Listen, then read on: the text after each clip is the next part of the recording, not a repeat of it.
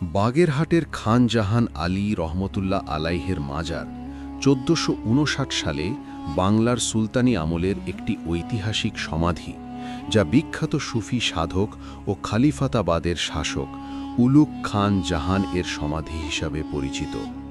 এটি বাগেরহাট শহরের কাছেই অবস্থিত এবং এর পাশে ঐতিহাসিক দিঘি ও ৬০ গম্বুজ মসজিদ সহ ইউনেস্কো বিশ্ব ঐতিহ্যবাহী স্থান হিসাবে স্বীকৃত।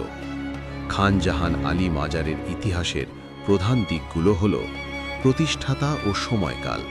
হজরত খান জাহান আলী রহমতুল্লাহ আলাইহে ছিলেন একজন মুসলিম সাধক, সুফি এবং শাসক। তিনি ১৪৫৯ সালের অক্টোবর মাসে ৮৬৩ হিজরির ২৬ জিলহজে মৃত্যুবরণ করেন এবং তার মাজারটি এর পরেই নির্মিত হয়। অবস্থান ও পরিচিতি। এই মাজারটি বাগেরহাট জেলায় অবস্থিত, যা একসময় খালিফাতাবাদ নামে পরিচিত ছিল। মাজারটি দিঘির পাড়ে একটি উঁচু টিলার ওপর অবস্থিত। ঐতিহাসিক গুরুত্ব। হযরত খান জাহান আলী এই অঞ্চলে ইসলাম ধর্ম প্রচার এবং সুন্দরবনের কাছে বসতি স্থাপন করেন।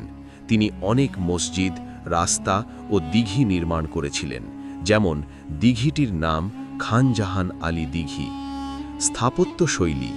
মাজারের সমাধি সৌধটি সুলতানি আমলের স্থাপত্য রীতির এক অনন্য নিদর্শন, যা পাথর ও ইটের সমন্বয়ে নির্মিত। জনশ্রুতি। মাজারের পাশের দিঘিতে কথিত পীর কালু ও ধলা পাহাড় নামের কুমির থাকার জনশ্রুতি প্রচলিত আছে।